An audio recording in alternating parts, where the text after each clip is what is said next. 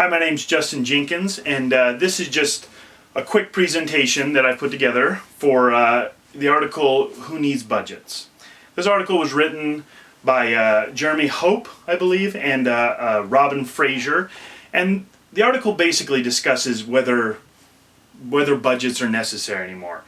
Is this something a company can do without? While the concept seems crazy, I found the article quite compelling, and I wanted to just take a moment here with my slideshow to present some of the ideas and topics that I've come up with.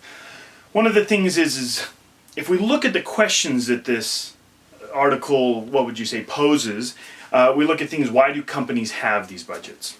This is an idea that you have to have a budget if you own a company. You have income statements, you also have cost reports. It's just something that you have. Another thing is do companies even need budgets? And are these companies using these budgets correctly? And then lastly, I think, is there a better way to manage? And so I just want to take the time here to go through all of these questions so that we can, kind of look at them. So why do we have budgets? So some of the reasons why we have budgets is they provide a benchmark. This allows managers and, executives to be able to see, what performance is, what spending is like. We can see how many expenses we had over a year and whether we're over expenses from last year or this year. We also see it provides the necessary information we need to make rational decisions. It also helps us to make reasonable goals for the future. The other question is, do we even need budgets? This article suggests otherwise. It's saying that we don't. Frankly, it shows a couple of examples where two companies are running to this day without having a budget, and they're excelling in the industry. Companies need to look at the costs of budgetings.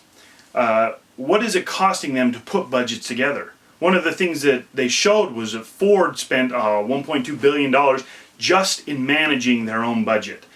So that brings us to the next question: are companies using their budgets correctly? If it's costing Ford, $1.2 billion to run a budget or have one, are they using it right? How are these budgets effective tools, or are they using them as blunt force instruments to pound employees into submission? I think one of the best examples of this is, I watched the show The Office. There's an excellent episode that just talks about all of this, in the sense that Michael, the office manager, has to decide what to do with his budget. Should he blow his budget so that they don't cut it next year on a new copier or a new set of chairs, or should he return the money and get a bonus? And I think that this is what's happening with budgets. You're seeing managers that are making unnecessary expenses just so that they don't get their budgets cut the next year.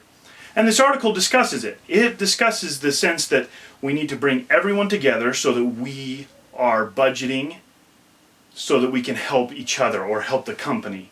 Some of the great examples was I can't even remember the name, it's the Svelka Heiselbachen Bank, and then they also had the Ansel Plumbing Supply Company that was, I think it was the plumbing supplies, but they were the ones that they run no budget, and they have a pool of ideas, I guess you'd say, where they kind of force competition between each other, and then they see success because they drive each other.